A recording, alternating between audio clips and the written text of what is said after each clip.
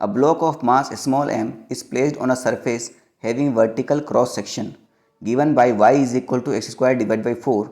If coefficient of friction is 0.5, the maximum height above the ground at which block can be placed without slipping is. तो बेटा देखो, जब भी कोई block अगर यहाँ रखा हुआ है तो वो दो चीज़ों के ऊपर डिपेंड करता है। एक तो उसको किस हाइट पर रखा गया है और दूसरा यहाँ पर ये थीटा एंगल कितना है। ठीक है, मान के चलते हैं बेटा, ये थीटा एंगल को हम क्या बोलते हैं, एंगल ऑफ स्लाइडिंग बोलते हैं या फिर एंगल ऑफ फ्रिक्शन बोलते हैं, है ना। लेट अस सेकेंड, हाँ, तो यहाँ पर इसको हम क्या बोलते हैं, एंगल ऑफ स्लाइडिंग और एंगल ऑफ फ्रिक्शन बोलते हैं।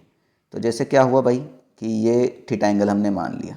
अब ये थीटा एंगल मान के चलो 30 डिग्री है, तो यानी 30 डिग्री पर क्या होगा, ये जो ब्लॉक है वो स्लिप ऑफ नहीं होगा, मगर 31 डिग्री पर ये जो ब्लॉक है वो नीचे स्लिप करने लग जाएगा। सिंपल सी बात है, पहला तो थीटे पर डिपेंड किया, दूसरी डिपेंड करेगा हाइट पर। मान के चलो भाई मैंने इस हाइट पर रखा और इस हाइट पर ये स्लिप ऑफ नहीं हुआ, इसका मतलब इससे थोड़ी ऊपर और हाइट पर रखूँगा तो स्लिप ऑफ हो जाएगा। क्लियर है, बात समझ में आ गई। तो दो चीज़ों के ऊपर डिपेंड करता है। तो आपसे यही पूछा है कि भैया इसको कितनी हाइट पर रखा जाएगा कि ये स्लिप नहीं होगा। स्लिप नहीं होगा मतलब इक्विलिब्रियम में होगा। भाई स्लिप नहीं हुआ इसका मतलब क्या हुआ, इस पर जितने ही फोर्स लगेंगे वो क्या हो जाएगा, जीरो हो जाएंगे, तो मोशन भी नहीं होगा।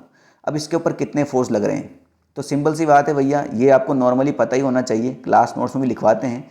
इसका एक नीचे के टर्म तरफ लगेगा mg फोर्स। ठीक है, अगर मैं इसको इस प्रकार से ऐसे बनाता हूँ तो बेटा अगर ये एंगल थीटा होता है ना, तो ये एंगल भी आपका थीटा ही होता है। ठीक है, इसको पिछले क्वेश्चन में समझा चुका हूँ।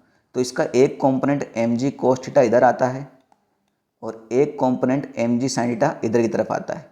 तो mg sin थीटा तो चाहता है कि बेटा ये नीचे चला जाए, नीचे स्लिप ऑफ हो जाए, मगर mg cos थीटा क्या करता है, इसको बनाए रखने के लिए जिम्मेदार है। क्लियर है। अब ये mg sin थीटा की वजह से इधर आ सकता था, मगर क्या कर रहा है भैया, जैसे ये नीचे जाने की कोशिश करेगा, फ्रिक्शन फोर्स इधर लगेगा ऑपोजिट डायरेक्शन में। ठीक है, अब ये स्लिप ऑफ नहीं हुआ तो हमें सिर्फ एज कंडीशन लेनी है या इक्विलिब्रियम कंडीशन लेनी है। इक्विलिब्रियम कंडीशन क्या होगी, अगर ये दोनों फोर्स बराबर हो जाए, ये mg sin थीटा और फ्रिक्शन ये दोनों बराबर हो जाएं तो ये स्लिप नहीं होगा।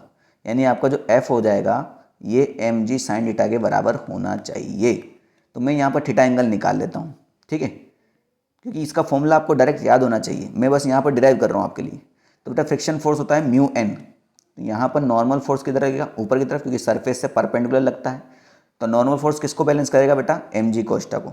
तो म्यू और ये हो जाएगा आपका mg cos थीटा और ये हो जाएगा आपका mg sin थीटा।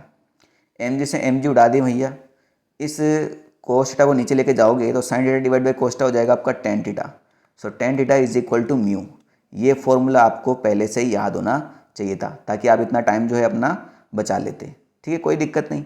अब tan थीटा क्या होता है, देखो यहाँ पर अगर ये y है, अगर ये डिस्टेंस x ले लूँ मैं, ठीक है, अगर आपको म्यू दे रखा है तो यहाँ से मैं थीटा निकाल सकता हूँ, मगर मुझे थीटा नहीं निकालना, मुझे निकालना है मैक्सिमम हाइट।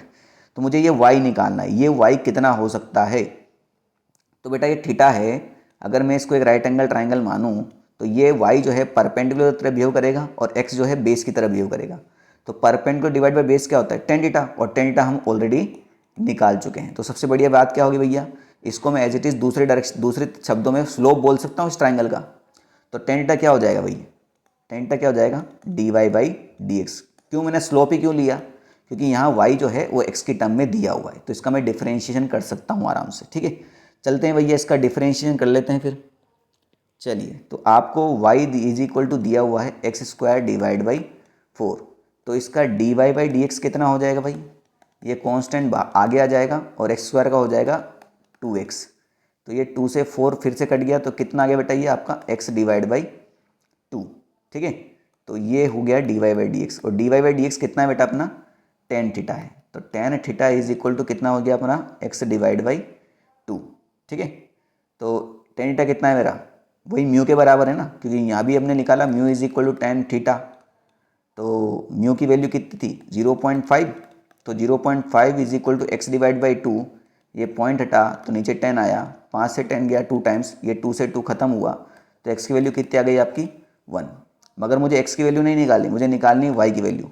तो ये जो इक्वेशन है इसमें वापस दोबारा x की वैल्यू डाल दो, तो x की वैल्यू हुई 1, तो 1 का स्क्वायर 1 ही, और 1 divide by it is 4, 1 divide by 4, यानी y की वैल्यू कितनी हो जाएगी आपकी 0.25 मीटर। तो पिछले पेज पे चल के देखते हैं हमारे ऑप्शन क्या क्या हैं। अच्छा 1.4 मीटर एज इट इज़ दिया हुआ है, 0.25 लिखने की आपको ज़रूरत नहीं है। ठीक है।